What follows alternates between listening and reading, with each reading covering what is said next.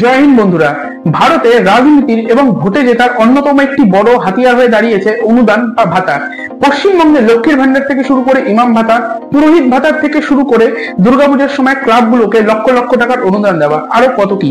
পশ্চিমবঙ্গে তো এতগুলো ভাতা এবং প্রকল্প রয়েছে যে এই সকল ভাতা এবং প্রকল্পগুলোর নাম যদি এখন আমাকে জিজ্ঞাসা করা হয় তাহলে কিন্তু আমাকে যথেষ্ট পরিমাণে বেগ পেতে হবে। শুধু পশ্চিমবঙ্গই নয়, ভারতবর্ষের বিভিন্ন রাজ্যের ক্ষমতায় থাকা রাজনৈতিক দলগুলোও কিন্তু ভাতা এবং অনুদানের মাধ্যমে জনগণকে নিজেদের ভোট ব্যাংক বানাতে ব্যস্ত হয়ে পড়ে রয়েছে।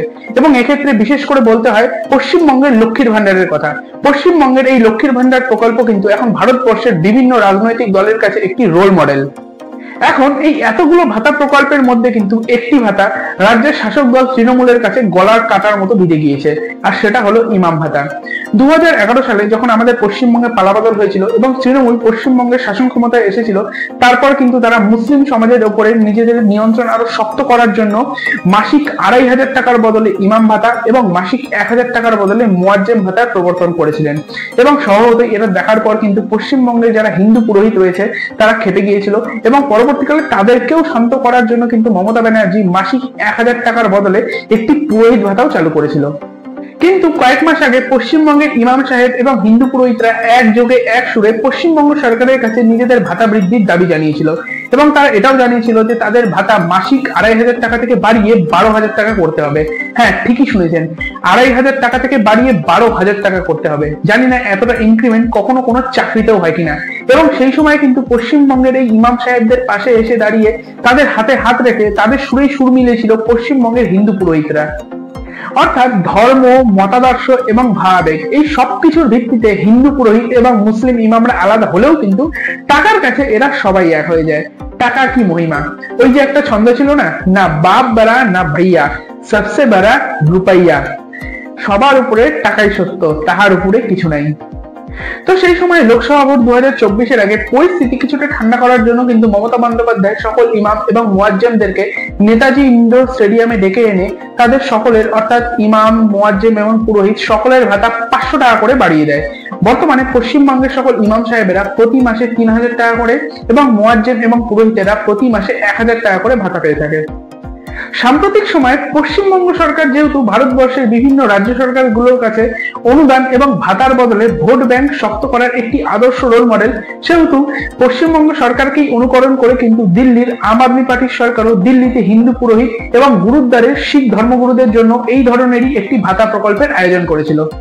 আপাতত সবকিছু ঠিকঠাকই চলছিল, কিন্তু গন্ডগোল তখন বাদে যখন দিল্লির প্রাক্তন মুখ্যমন্ত্রী অরবিন্দ কেজরিওয়াল একটি জনসভায় দাঁড়িয়ে ঘোষণা করে যে যদি দিল্লিতে আম আদমি পার্টির সরকার বহাল থাকে তাহলে নাকি উনারা দিল্লির প্রত্যেকটি হিন্দু পুরোহিত এবং শিখ ধর্মগুরুদের মাসিক ভাতাকে বাড়িয়ে 18,000 টাকা করে দেবে। এবং এটা শোনার পরে কিন্তু পশ্চিমবঙ্গের ধর্মগুরুরা পুনরায় নিজেদের ভাতা বৃদ্ধির দাবিকে জোরালো করে তোলে। নাকোদা মসজিদের ইমাম জানিয়েছেন যে উনাদেরকে প্রতি মাসে 20,000 টাকা করে ভাতা দিতে হবে এবং ইমাম সাহেবের এই দাবিকে সমর্থনও জানিয়েছেন ফুরফুরা শরীফের পীরজাদা। এর পাশাপাশি কিন্তু হিন্দু পুরোহিতরাও নিজেদের ভাতা বৃদ্ধির দাবিতে সরব হয়েছেন। তবে পশ্চিমবঙ্গের সকল বিরোধী রাজনৈতিক দলগুলো কিন্তু ধর্মগুরুদের এই ভাতা বৃদ্ধির দাবিকে ধিক্কার জানিয়েছে এবং এর পাশাপাশি মুখ্যমন্ত্রী মমতা বন্দ্যোপাধ্যায় এই ধর্ম নিয়ে রাজনীতি করার প্রবণতারও তীব্র সমালোচনা করেছেন। বর্তমানে কিন্তু পশ্চিমবঙ্গের মুখ্যমন্ত্রী মমতা বন্দ্যোপাধ্যায় এমন একটি রাজ্য সরকার চালাচ্ছে যেই সরকারের অর্থ ভান্ডারের বালতিতে যেই পরিমাণ জল জমা হচ্ছে তার চেয়ে বেশি পরিমাণ জল কিন্তু বালতির গায়ে থাকা অসংখ্য ছিদ্র দিয়ে বেরিয়ে যাচ্ছে। এখন যদি মুখ্যমন্ত্রী মমতা বন্দ্যোপাধ্যায় ইমাম এবং পুরোহিতদের এই দাবিকে পূর্ণ করে তাহলে কিন্তু বালতির গায়ে আরো একটি ছিদ্র বেড়ে যাবে। যেখানে আমাদের রাজ্য পশ্চিমবঙ্গের আয়ের জায়গা ভীষণই সীমিত, আমাদের পশ্চিমবঙ্গে ভারী কোনো শিল্প নেই, যার জন্য কিন্তু মোটা টাকার কোনো কর্পোরেট ট্যাক্স আমাদের রাজ্য সরকার পায় না। আমাদের রাজ্য সরকারকে বেশিরভাগ ক্ষেত্রেই কিন্তু কেন্দ্র সরকারের ফেরত পাঠানো স্টেট জিএসটির উপরেই নির্ভর থাকতে হয়। এবং সেক্ষেত্রেও কিন্তু মুখ্যমন্ত্রী মমতা বন্দ্যোপাধ্যায় একাধিকবার বলেছেন যে কেন্দ্র সরকার নাকি পশ্চিমবঙ্গ সরকারকে ঠিক মতো টাকা পাঠায় না। তারপরেও কিন্তু পশ্চিমবঙ্গের যে ব্যয় বা খরচ সেটা কিন্তু অপরিসীম। বর্তমানে পশ্চিমবঙ্গ 6.5 লক্ষ কোটি টাকা দেনার দায়ে জর্জরিত। পশ্চিমবঙ্গের প্রত্যেকটি মানুষের মাথার উপরে প্রায় 50,000 টাকার লোন রয়েছে এবং এমন একটি পরিস্থিতিতে দাঁড়িয়ে পশ্চিমবঙ্গের সরকার দারিদ্রতা, বেকারত্ব, স্বল্প বেতনের সমস্যা এবং এর পাশাপাশি সরকারি প্রতিষ্ঠানগুলিতে কেন সুপরিকাঠামো নেই সেই সকল সমস্যাগুলোর সমাধান না খুঁজে লোন এবং ভাতার রাজনীতিতে জর্জরিত হয়ে বসে রয়েছে।